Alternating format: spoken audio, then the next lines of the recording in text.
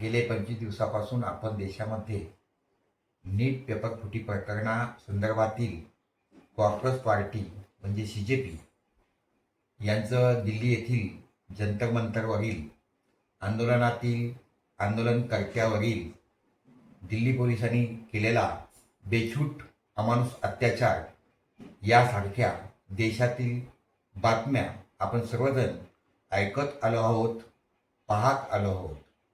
खरं म्हणजे या आंदोलनाचे तीव्र पडसाद देशात दिसू लागल्याने अखेर केंद्रीय शिक्षण मंत्री धर्मेंद्र प्रधान यांचा राजीनामा युवा शक्ती पुढे भारतीय जनता पार्टी झुकली, तरुणांना कॉकरोच संबोधणं ही भाजपाची चूक झाली का?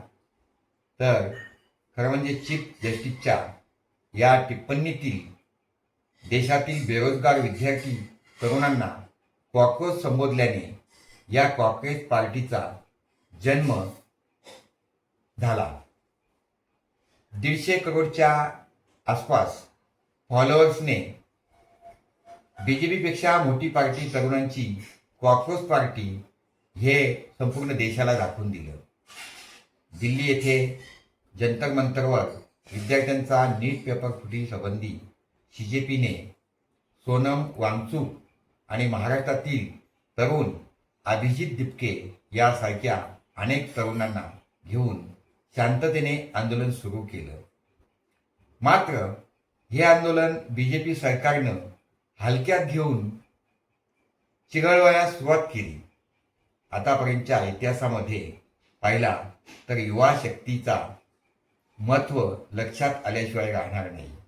स्वातंत्र्य म्हणजे स्वैराचार नव्हे.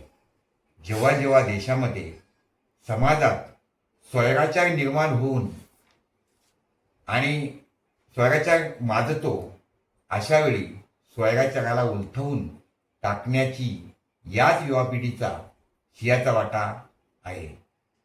युवा पिढी म्हणजे देशाचा आणि समाजाचा कणा आहे.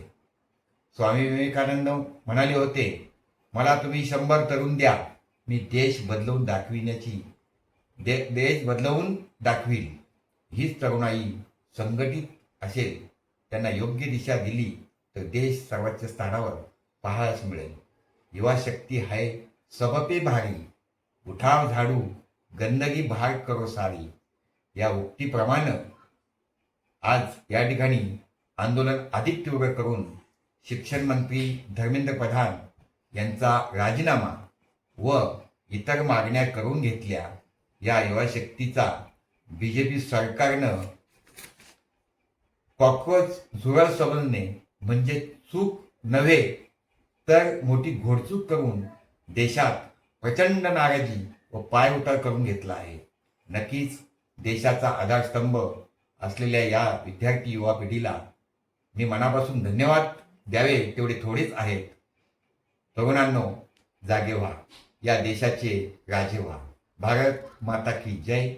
वंदे मातरम. जय संविधान.